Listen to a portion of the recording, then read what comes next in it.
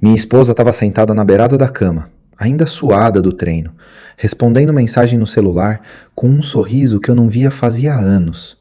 Um sorriso que não era para mim. Eu perguntei quem era e ela nem levantou a cabeça. É só meu personal, Roberto. Para com isso. Eu fiquei calado, mas ali, naquele segundo, eu decidi que ia descobrir o que estava acontecendo. E a forma que eu escolhi foi pagar o mesmo cara para treinar a minha irmã. A Elaine estava precisando se cuidar, tinha acabado de fazer uma cirurgia e o médico recomendou acompanhamento profissional. Eu achei que estava ajudando. 2 sessões. Em 2 sessões, a Elaine, que sempre foi na dela, que nunca escondeu nada de mim, chegou em casa calada.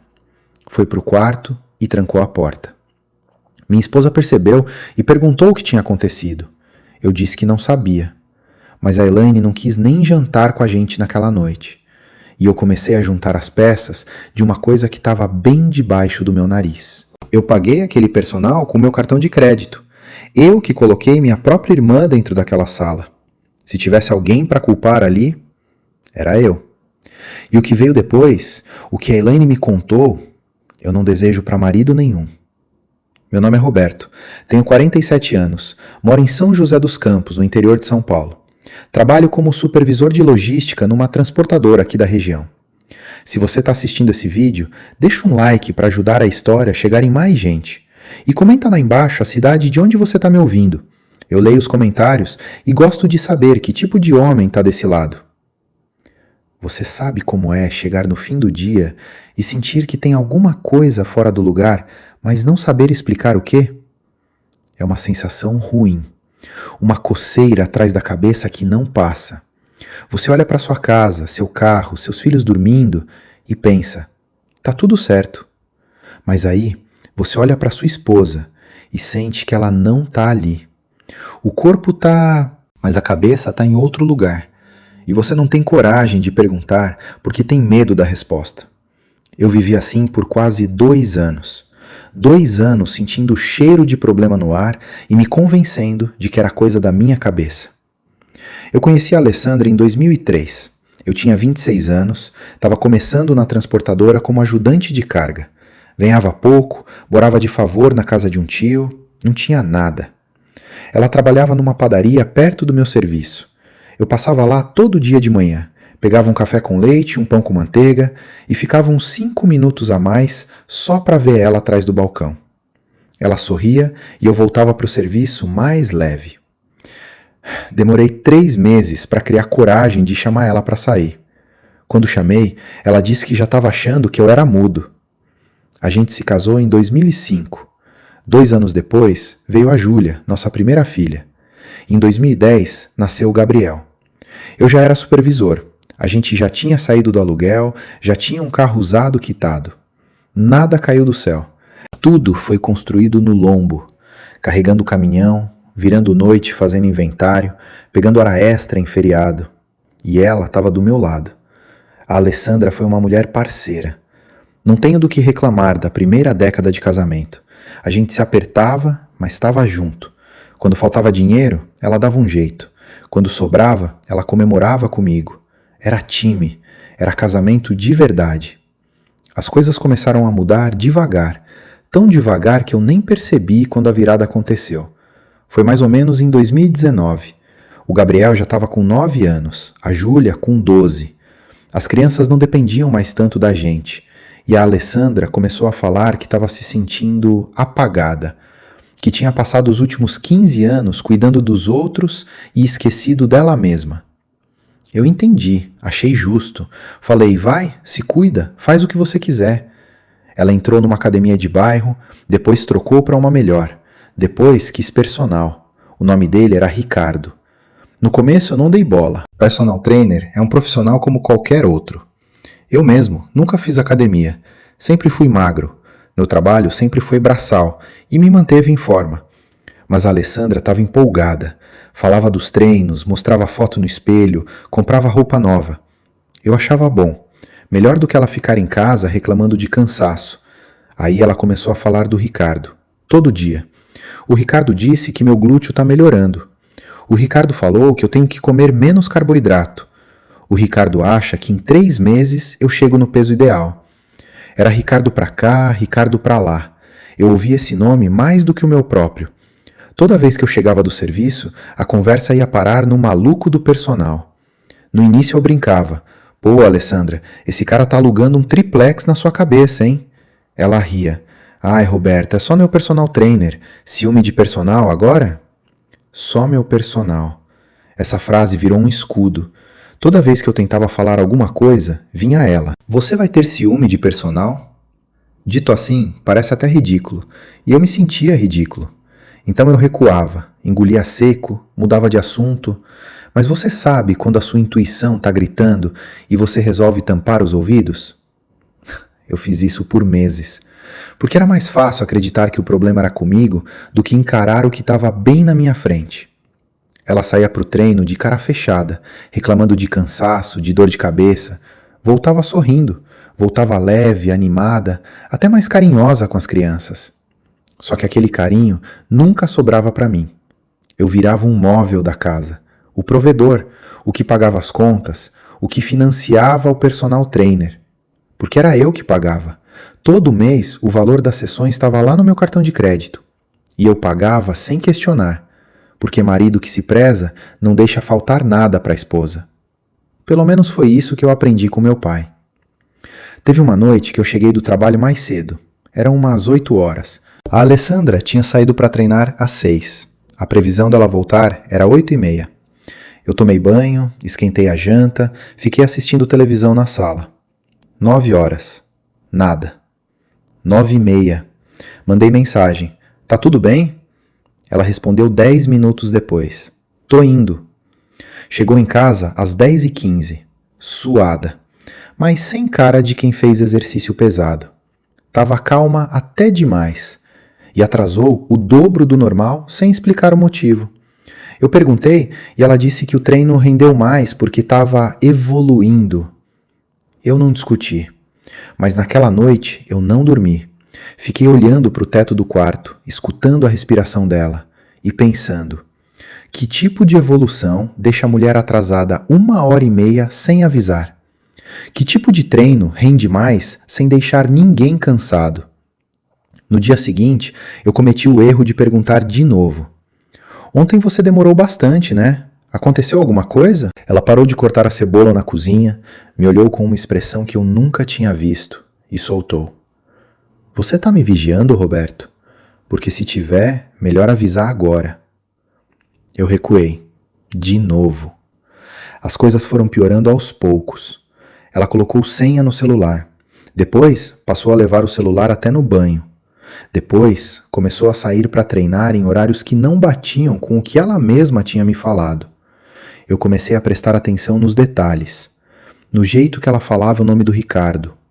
Na empolgação quando tocava o telefone e ela via que era ele.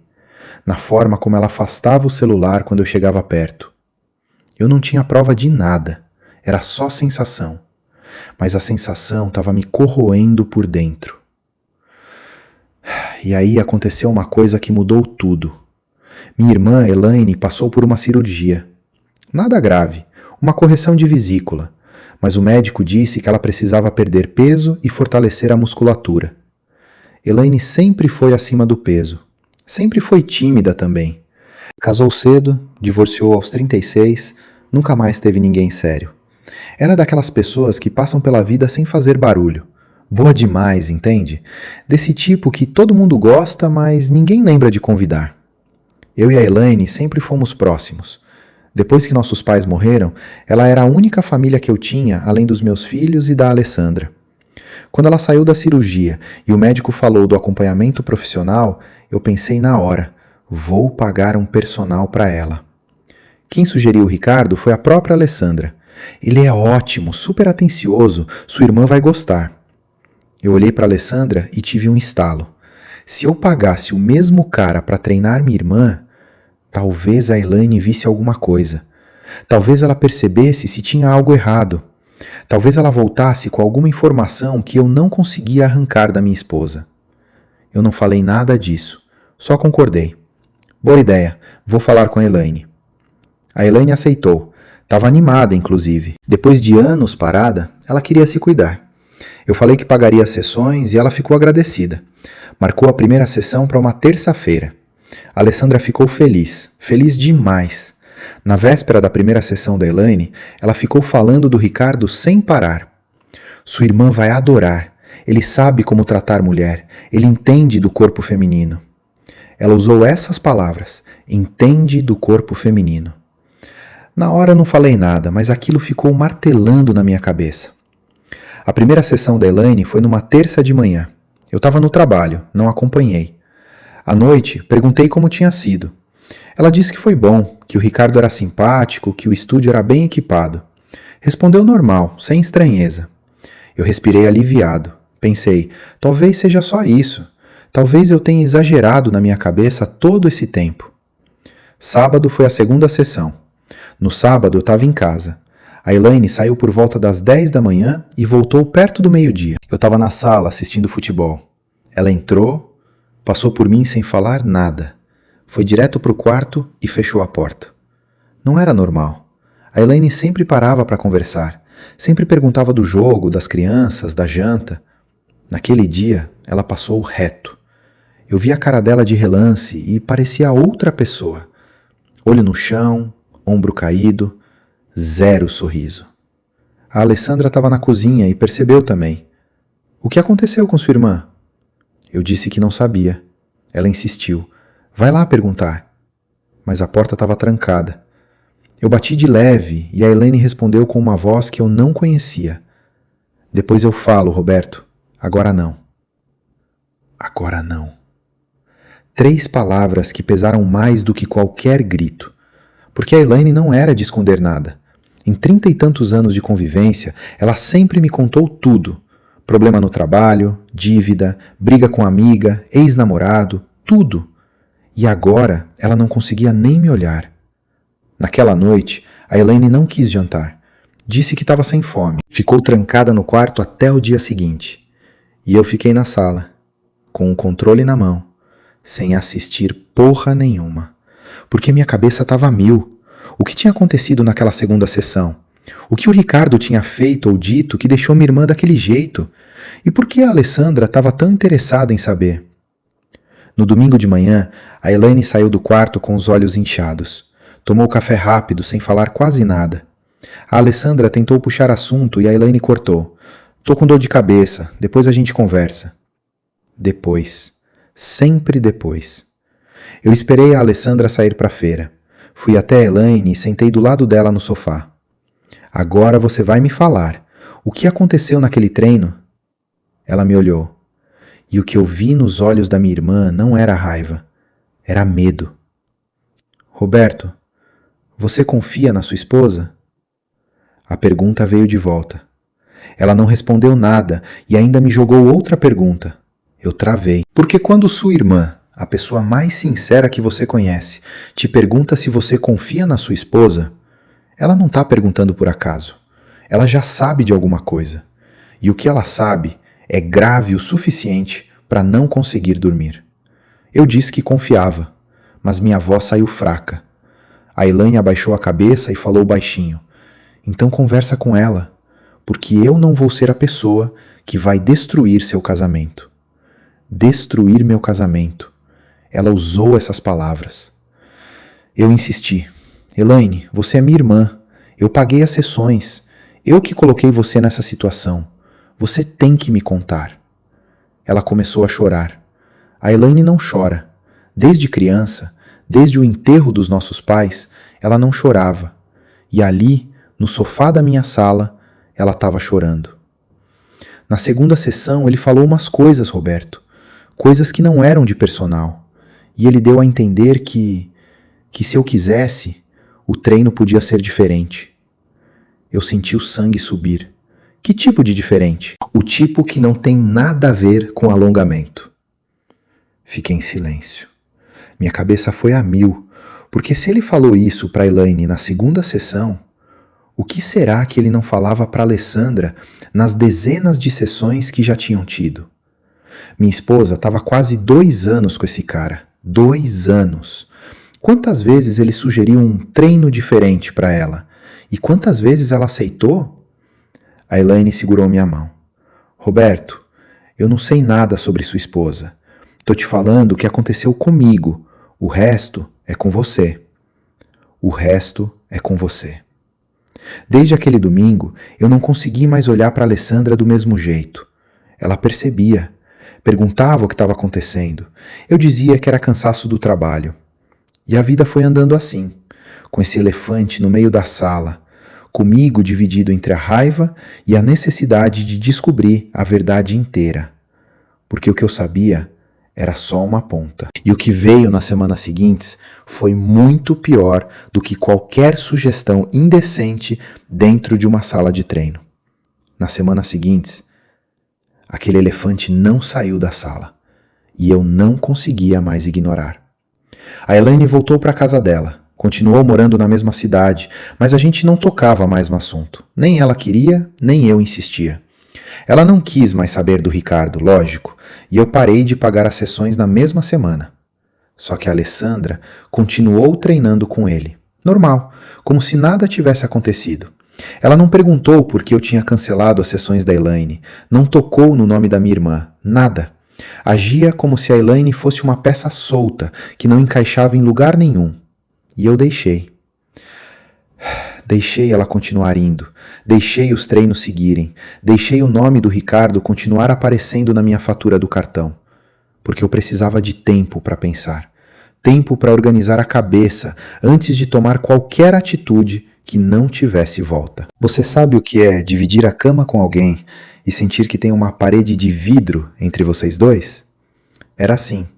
Eu deitava cansado, fechava o olho e ela estava a poucos centímetros de mim, mas ao mesmo tempo estava longe pra caramba. Ela dormia. Eu ficava olhando para o teto, repetindo na cabeça o que a Elaine tinha me contado. Se eu quisesse, o treino podia ser diferente. Essa frase não saía de mim. Eu repetia ela como quem cutuca um machucado. Porque o pior não era o que o cara tinha falado para minha irmã. O pior era pensar que ele falava esse tipo de coisa há quase 2 anos para minha esposa. 2 anos. Mais de 700 dias. E eu lá, pagando as mensalidades. Eu não conseguia provar nada. E acho que essa era a parte mais angustiante. Se eu tivesse uma prova, um flagrante, uma foto, qualquer coisa concreta, eu saberia o que fazer. Mas eu só tinha a farpa, pedacinho de coisa, sensação. E aquilo ia me comendo de dentro para fora. Comecei a reparar em detalhe idiota, detalhe que antes eu deixava passar.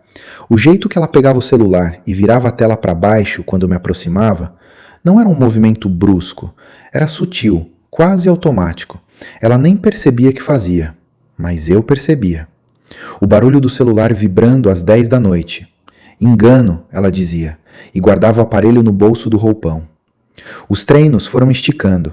1h e pouco virou 2 horas. 2 horas viraram 2h30. E cada vez que eu perguntava, tinha uma explicação diferente. O Ricardo precisou ajustar o cronograma. Hoje teve avaliação física. Alonguei no parque porque o estúdio estava muito quente. Alongar no parque. Essa foi a que mais me pegou. Porque o parque que ela citava era um lugar afastado, cheio de trilha, cheio de canto escondido. Não era lugar de alongamento, era lugar de namorado. Uma vez ela chegou do treino e foi direto para o banho. Eu estava na sala com o controle remoto na mão e a bolsa dela ficou largada no sofá. Eu não me orgulho do que fiz. Abri a bolsa, olhei, não tinha nada comprometedor, mas tinha um perfume que eu nunca tinha visto. Um frasquinho pequeno, rosa. Ela nunca usou perfume rosa. Ela usava um importado que eu dava de presente todo Natal.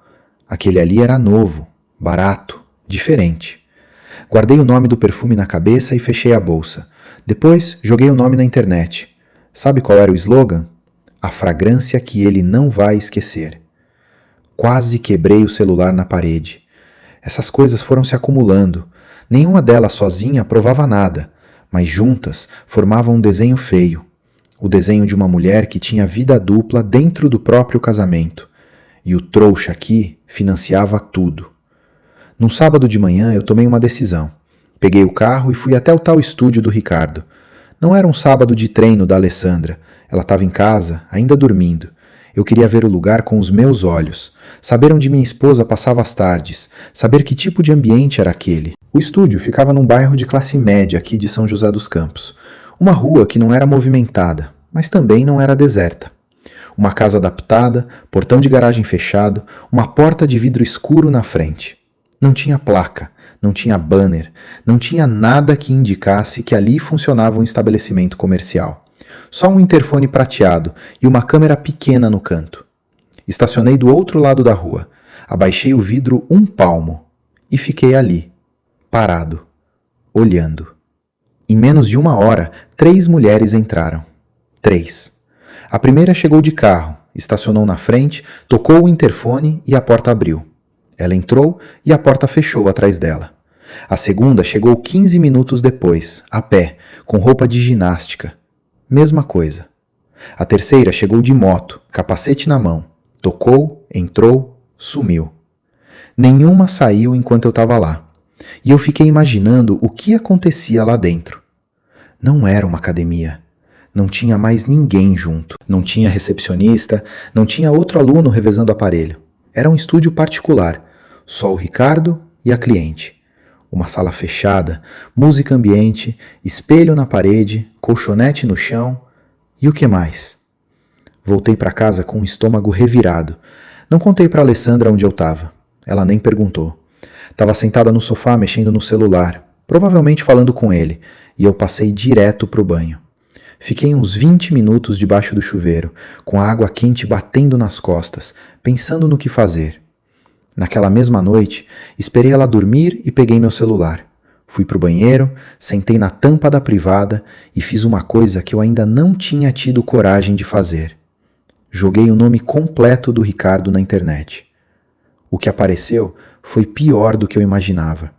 Ele tinha perfil aberto em rede social. Não era um perfil profissional, era perfil pessoal mesmo. Postava foto treinando, foto de paisagem, frase motivacional de academia. Até aí, normal. Mas a verdade estava nos comentários.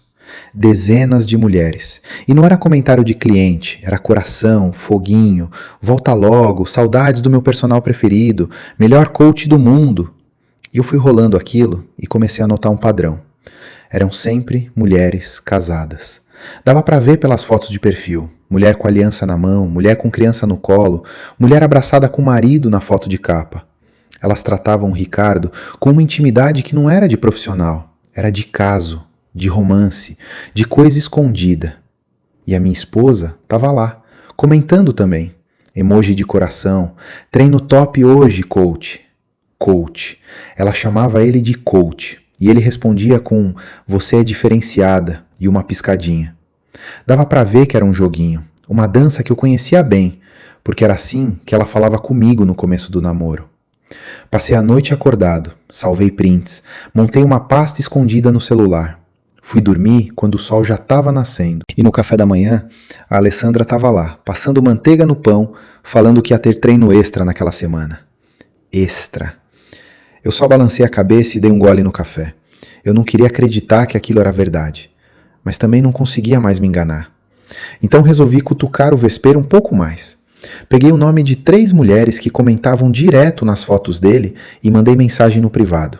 Me apresentei. Expliquei que era marido de uma cliente e que queria tirar uma dúvida. Coisa rápida. A primeira visualizou e bloqueou na hora. A segunda fez a mesma coisa. A terceira, uma tal de Fernanda, demorou uns bons minutos. Eu vi-o digitando, aparecer e sumir umas 3 vezes. Finalmente ela respondeu. Quem é você mesmo? Eu expliquei de novo. Disse que não queria confusão, só saber de uma coisa. Ela demorou mais ainda, e aí mandou. Melhor você conversar com a sua esposa. Depois apagou a mensagem, mas eu já tinha lido, já tinha printado. Não era confirmação de traição, mas também não era defesa do Ricardo. Era medo. Essas mulheres tinham medo de falar. E medo de falar só existe quando tem coisa errada para ser dita. A Alessandra continuava na mesma rotina. Treino, volta, celular, banho. Eu ia trabalhar, voltava, jantava calado. A casa virou um depósito de gente que não se falava. As crianças sentiam. A Júlia perguntou por que o pai estava diferente. Eu disse que era cansaço. O Gabriel me abraçava mais que o normal, como se soubesse que alguma coisa estava errada, mesmo sem entender o quê. Uma quarta-feira à noite, estourou. Ela tinha saído para treinar às 6, voltou quase 9. Deixou a bolsa no sofá, jogou o casaco na cadeira e foi para o banho.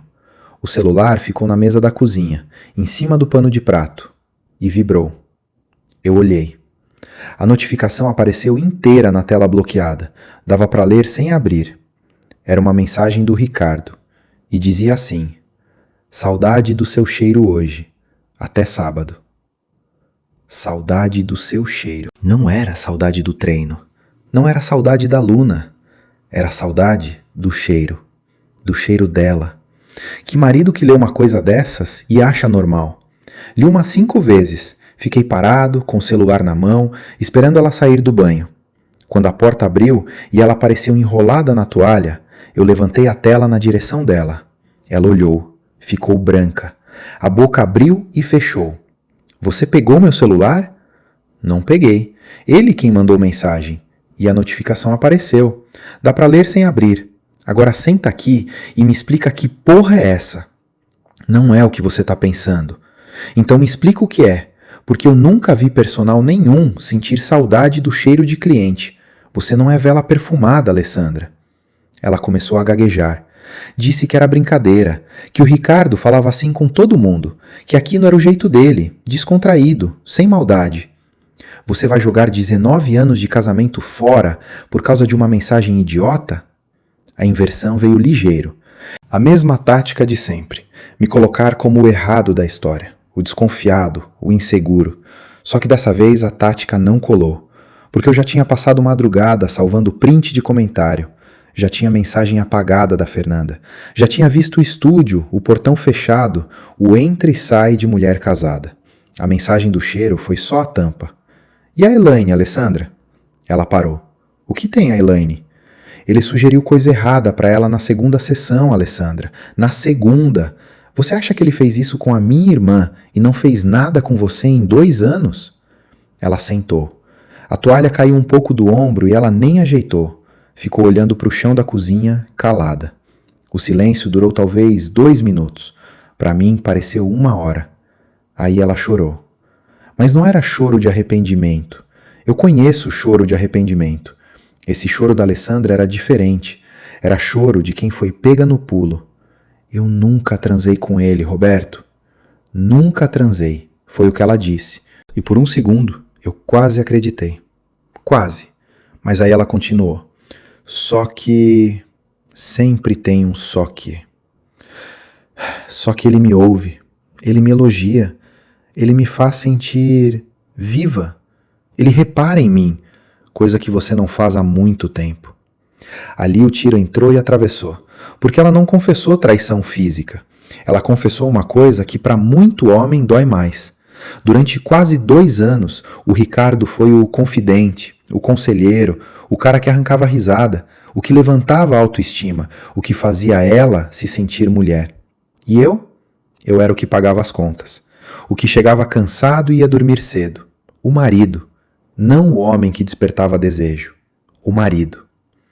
Você entende a diferença? Ela perguntou chorando. Eu não fiz nada, não traí. Traiu sim. Pode não ter ido para a cama com ele, mas traiu. Porque tudo que você deu para ele era para ser meu. Cada risada, cada conversa, cada saudade do seu cheiro. Isso é traição. Só que você chama de outra coisa para conseguir dormir. Ela não respondeu. Ficou ali, sentada na cadeira da cozinha, soluçando. Eu me levantei, peguei o casaco e saí. Dei uma volta no quarteirão, depois outra. Fumei um cigarro, coisa que eu não fazia desde os 20 anos. Voltei para casa de madrugada. Ela estava no quarto, de luz apagada. Eu dormi no sofá. No dia seguinte, fui até a casa da Elaine. Contei tudo, cada detalhe. A Elaine me ouviu em silêncio, me serviu café e só falou no final. Você merece mais, Roberto. Era isso que eu precisava ouvir. Porque até então, a Alessandra tinha me convencido de que eu estava errado em desconfiar, de que eu era exagerado, de que ciúme de personal era coisa de marido inseguro. A Elaine me lembrou que eu não era maluco, que o que eu sentia tinha nome, e nome feio. As semanas seguintes foram um buraco. Eu saí de casa. Não de vez. Primeiro fui passando uns dias na Elaine, depois uma semana inteira, depois 2. A Júlia, minha filha mais velha, ficou arrasada. Ela tinha 15 anos na época. Tinha idade para entender que os pais não estavam bem, mas não tinha maturidade para lidar com aquilo. Ela me ligava chorando, perguntando quando eu voltava. O Gabriel, mais novo, ficava calado, quieto. Ele não perguntava nada, só me abraçava mais forte quando eu buscava ele na escola.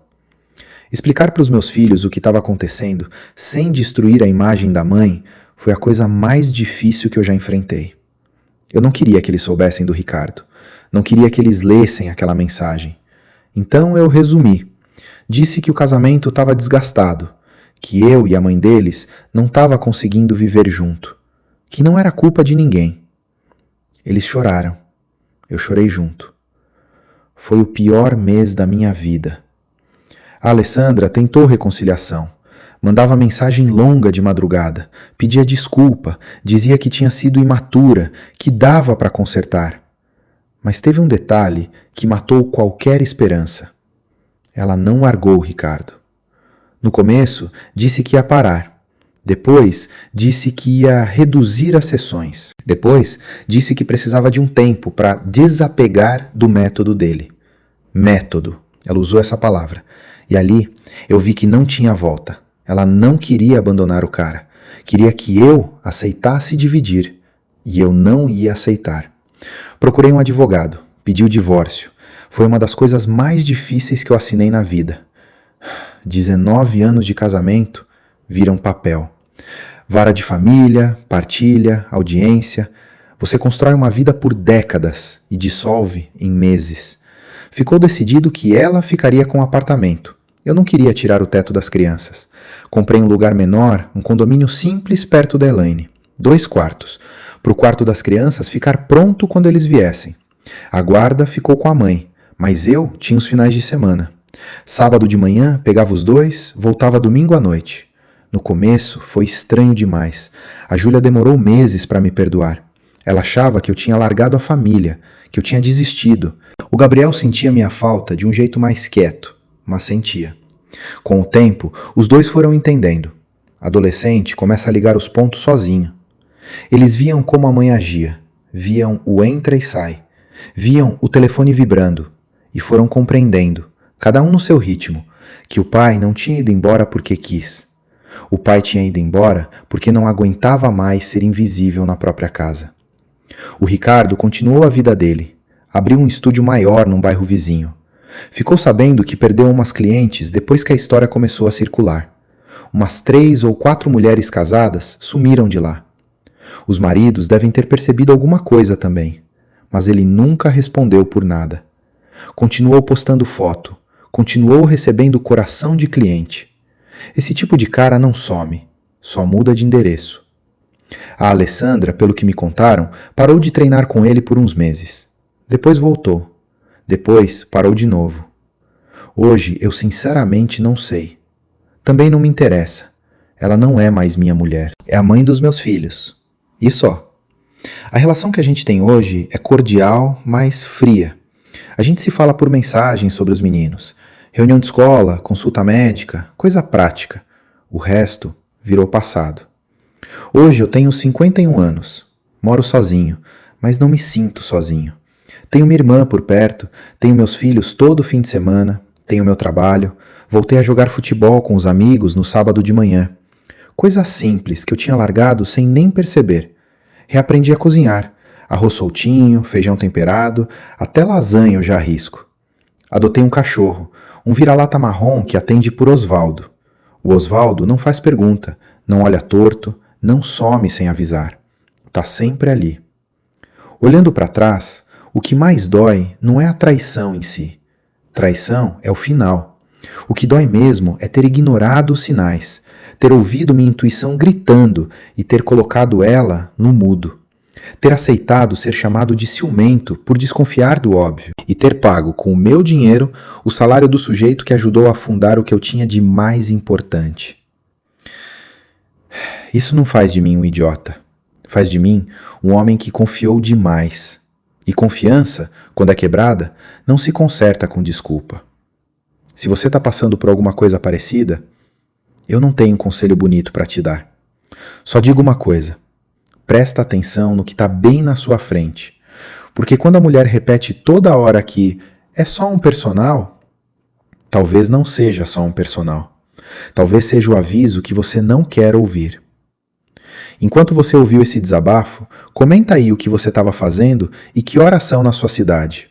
Se inscreve no canal se ainda não é inscrito. Ajuda muito e não custa nada. E se você tem uma história real parecida com essa, manda para historiasvolante@gmail.com.